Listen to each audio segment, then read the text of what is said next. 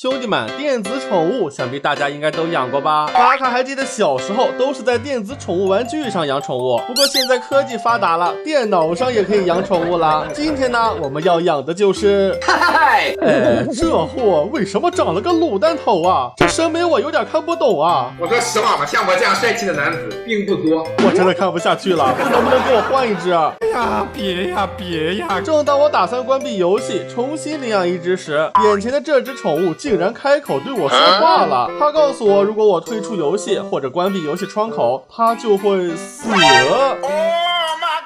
兄弟们，他说的是真是假呀？觉得是真的可以来个长按点赞啊，让我看看有多少人。只要点赞过万，下期视频火速更新。干了，兄弟们！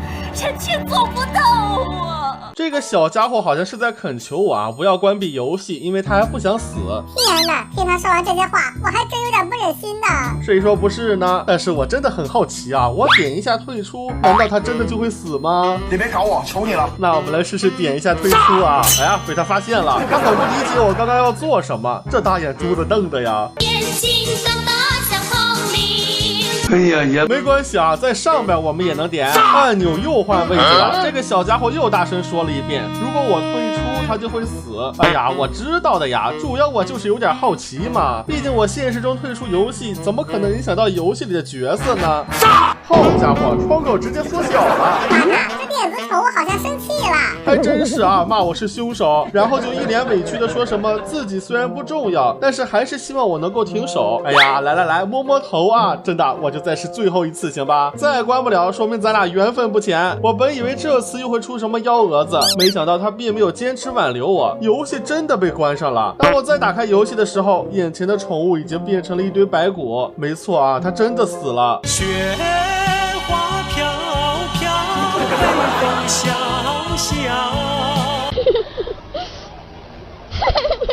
后来我通过修改文件改变了游戏的死亡结果，但是无论我重新领养多少次，这个卤蛋头电子宠物都没有再出现。这时我才知道它是真的死了，再也回不来了。等会儿巴卡，这游戏只不过记录了你这台电脑的数据，想要卤蛋头回来，你可以换一台电脑试试呀。哎，小子，你这人工智障，有时候还挺聪明啊。就这样，我换了另一台电脑，重新打开游戏，终于再次见到这只卤蛋头。我又来了！为了弥补之前的愧疚，我决定先给它喂点饭，毕竟这除了喂饭、输入礼包码和退出游戏以外，压根没有别的选项啊。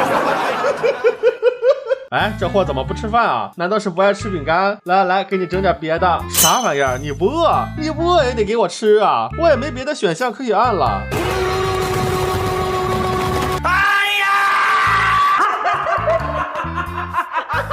兄弟们快看，地上现在已经堆满了食物，卤蛋头似乎有点担心啊，食物太多会导致游戏卡死，如果游戏崩溃退出，它就会死。随后游戏又多了一个选项，可以直接清除所有食物。那好吧，我们把食物清除，毕竟我也不想再次失去你了。他似乎是知道这样有点无聊，于是提出要和我玩游戏。哎呀，终于有游戏可以玩了吗？哦，右下角多了个 play， 让我来看看是个啥游戏啊。接住卤蛋头抛出的小球，哎，这好像点不到啊。拜托，你很弱哎！战意涌上来了！兄弟们，卤蛋头瞧不起我，海浪网友、电摇大绝，还有我的点赞小分队，咱们评论区集合，给瓦卡加油，看我让他心服口服。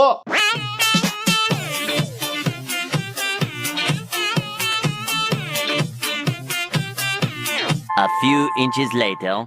哎呀，累死我了！想不到这游戏还挺难啊！玩完了游戏之后，卤蛋头让我把球清理掉。然而当我点击清理之后，游戏屏幕就突然卡住了。喂，卤蛋头，你能听到我说话吗？不会是游戏真的卡住了吧？那它岂不是又……